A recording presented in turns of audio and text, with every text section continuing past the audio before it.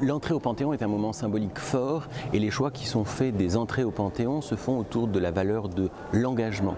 Ce sont des gens qui se sont engagés et notamment pour les autres. Ce n'est pas seulement l'excellence dans un domaine de compétences, c'est vraiment la question de l'engagement.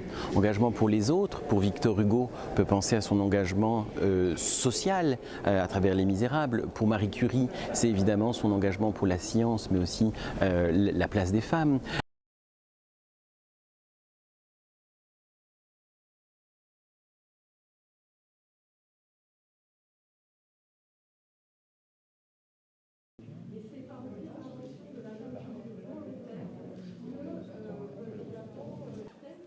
Donc ça, c'est vraiment une pièce des dossiers de carrière.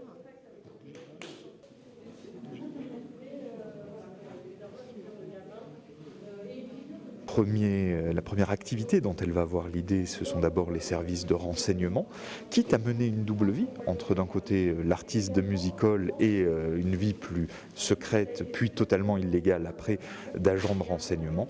Et ensuite, c'est une volonté de prendre des risques au nom de son patriotisme, une fois qu'il y a eu la défaite, précisément parce qu'elle la refuse.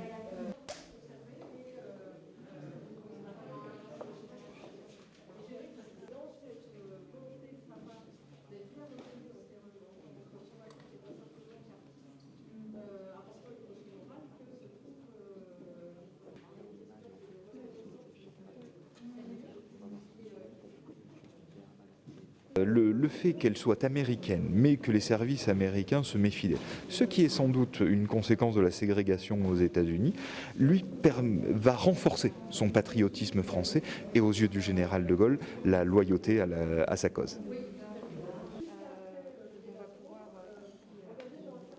Voir comment est constitué le dossier, donc de façon assez classique, décoration et notamment donc aux lettres accréditantes.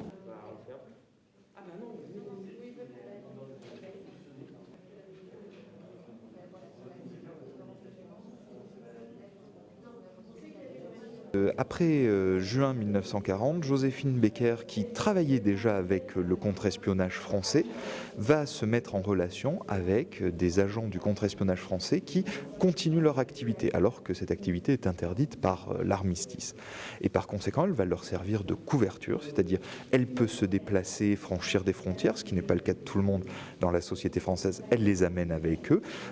Alors qu'il y a des restrictions pour se déplacer en groupe, et bien ça ne choque personne qu'une chanteuse ait avec elle ses impresarios, ses maquilleurs, ses techniciens.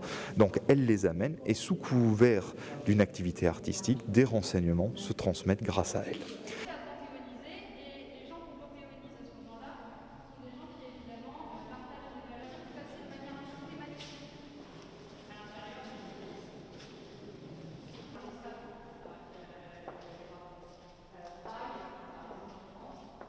L'entrée des femmes au Panthéon est très tardive puisque c'est Marie Curie qui, sous François Mitterrand, entre au Panthéon. C'est la première femme à entrer pour ses mérites propres.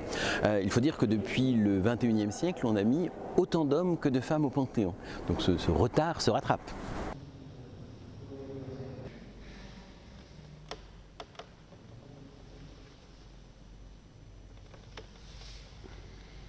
Le rituel de la cérémonie d'entrée au Panthéon est fixé depuis l'entrée de Victor Hugo au Panthéon. Une traversée de Paris, la remontée de la rue Soufflot, une prise de parole en extérieur ou en intérieur, le cercueil est déposé à la place du pendule et la cérémonie publique s'arrête là.